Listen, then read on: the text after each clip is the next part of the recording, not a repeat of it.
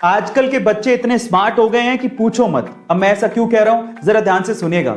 एक बार एक बच्चा टैक्सी में बैठ के बहुत सारी चॉकलेट खा रहा था, तो उसके बगल में बैठे एक बूढ़े आदमी ने उस बच्चे से कहा कि क्या तुम्हें पता है कि बहुत सारी चॉकलेट खाने से तुम्हारे दांत खराब हो सकते हैं। तो फिर उस बच्चे ने क्या कहा पता है? उस बच्चे ने कहा कि क्या आपको पता है कि मेरे दादाजी 132 साल तक जिए थे। तो उस बूढ़े आदमी ने कहा क्यों? क्योंकि वो चॉकलेट खाते थे। तो फिर उस बच्चे ने कहा कि नहीं, क्योंकि वो अपने काम से काम रखते थे। अब आप समझ ही गए होंगे। गाइस, क्या आपने भी ऐसे स्मार्ट किड्स अपने आसपास देखे हैं? लद्दाख एक बहुत ही खूबसूरत जगह है जो कि काराकोरम और हिमालय माउंटेन्स के बीच में है। लेकिन क्या आपको पता है कि लद्दाख में दो ऐसी चीजें हैं जो कि पूरी ही दुनिया में सबसे ऊंचाई पर स्थित है? चलिए मैं आपको इसके बारे में बताता हूं। सबसे पहले है लद्दाख का बैले ब्रिज। गाइस, लद्दाख का बैले ब्रिज पूरी ही दुनिया में सबसे ऊंचाई पर बनाया गया ब्रिज है, जिसे इंडियन आर्मी ने बनाया था, जिसकी समुद्र तल से ऊंचाई 5602 मीटर है।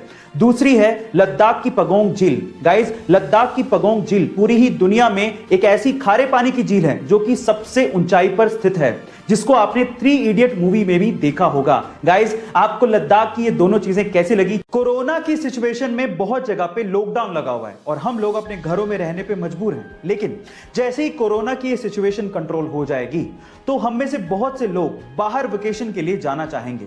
और अगर आप भी वेकेशन के लिए प्लान करें तो मेरे पास आपके लिए एक टिप है।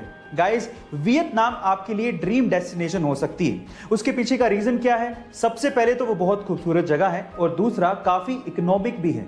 मैं आपकी जानकारी के लिए आपको बता दूं कि 100 इंडियन रुपीस लगभग 31,300 वियतनाम डोंग के बराबर है।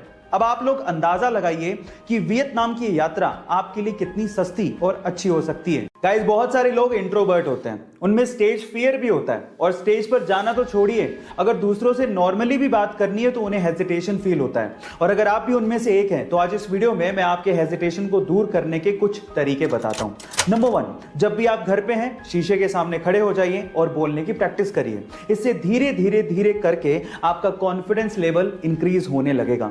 नंबर 2, लोग आपके बारे में क्या सोचते हैं इससे कोई फर्क नहीं पड़ता। हाँ, आप अपने बारे में क्या सोचते हो इससे बहुत फर्क पड़ता है, इसलिए हमेशा अपने बारे में पॉजिटिव सोचिए। एंड नंबर 3, जब भी आप किसी से बात करें उसकी आंखों में देख के बात करें। ये लीडरशिप की क्वालिटी होती है। गाइस, इंडिया में मुश्किल से कोई आपको साइकिल पे ऑफिस जाते दिखेगा, लेकिन ये चीज बाहर के देशों में बड़ी कॉमन है, स्पेशली नीदरलैंड में।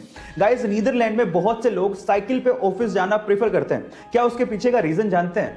उसके पीछे का रीजन सुन के आप लोग हैरान रह जाओगे, क्योंकि वहां की कंपनियां अपने एम्प्लॉइज को साइकिल पे ऑफिस आने के लिए एक्स्ट्रा पैसे देती है। जी हाँ गाइस, वहां पर हर 1 किलोमीटर साइकिल चलाने के लिए एम्प्लॉइज को लगभग 16 रुपए दिए जाते हैं। उसके पीछे का रीजन भी बहुत साफ है। पहला, एनवायरनमेंट की सेफ्टी, दूसरा, फ्यूल कंजप्शन को कम करना और तीसरा, फिटनेस, फिजिकल फिटनेस। गाइस, क्या आपको भी लगता है कि ये आइडिया इंडिया में भी इंप्लीमेंट होना चाहिए? चैट सेक्शन में जरूर लिखिएगा और ऐसी अमेजिंग वीडियोस के लिए यूट्यूब पे हमारे चैनल को सब्सक्राइब कर लीजिएगा।